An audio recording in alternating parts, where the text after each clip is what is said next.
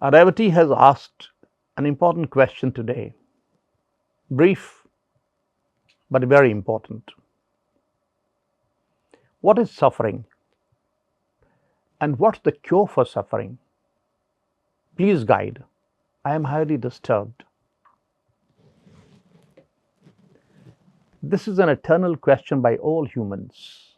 There is no human in this world, in the history of mankind, who hasn't faced some suffering at some time. But before I come to answering this question, let me narrate to you a tale from the folklore.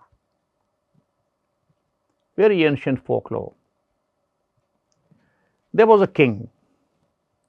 Once he went on a pilgrimage bare feet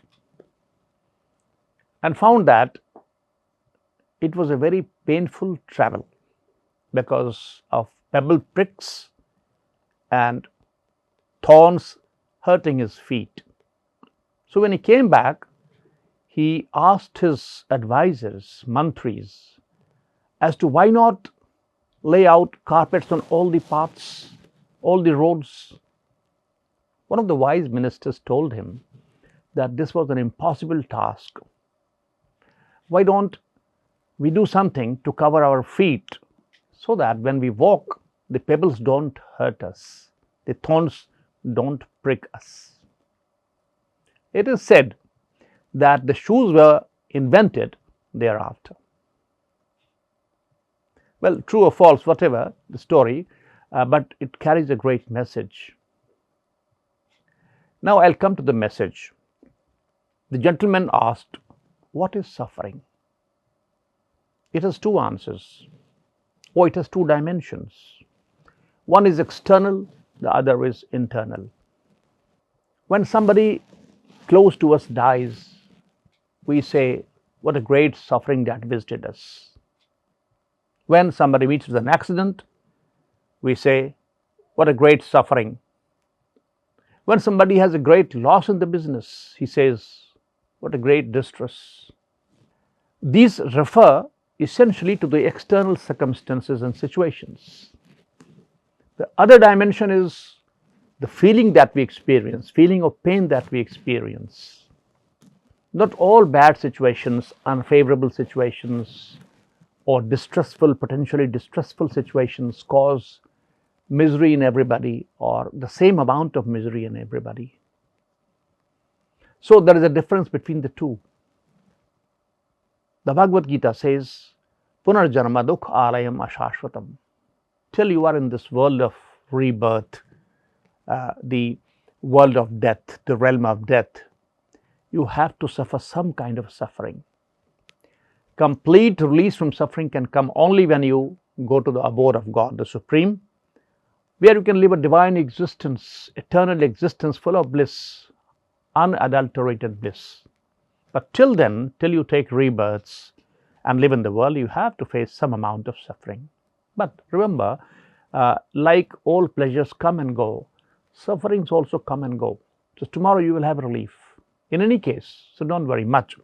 But the main thing to be learned is that do not create situations that will create suffering in you. And often you create yourself many situations, most situations that cause suffering in you. You don't take proper diet and don't do exercise, then you invite the many kinds of disease. That's your responsibility, that you take proper diet and do proper exercise. Similarly, don't have enmity with people, don't hurt people, don't insult people, because this will come back to you. They will do something against you whenever the occasion arises.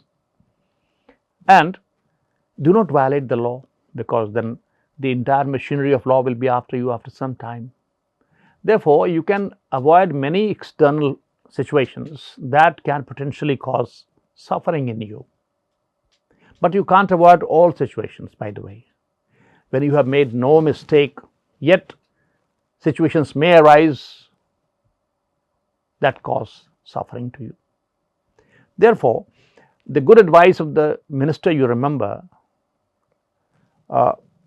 develop an armor around your mind. which does not allow the arrows that are shot at you to pierce the armor and to give you pain. What is that armor? That is detachment. According to the Bhagavad Gita, that is detachment. Lack of attachment. What is attachment? You see, you must distinguish between two things, love and attachment. On this you will get another video, and on this you will get another occasion to listen to. But in brief, when a piece of paper gets attached to an object by applying a glue, special glue like Fevicol, it becomes attached irretrievably.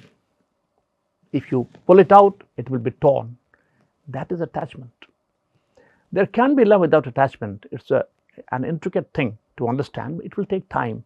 So I'm not dwelling upon this subject at the moment. But the point is that you can develop by reading the Bhagavad Gita daily and understanding Bhagavad Gita daily, not just reading out the text. That will not help you. Then you will, over a period of time, develop a different perspective, a different worldview, which will protect you from experiencing pain in your heart caused by external circumstances. If you develop detachment or anasakti, then you will find that in spite of all the unfavorable circumstances, potentially painful circumstances outside, you are not experiencing any pain in your mind or heart, whatever you call it. The pain will gradually go away, go away, go away. Hari Sharanam. Hari Sharanam.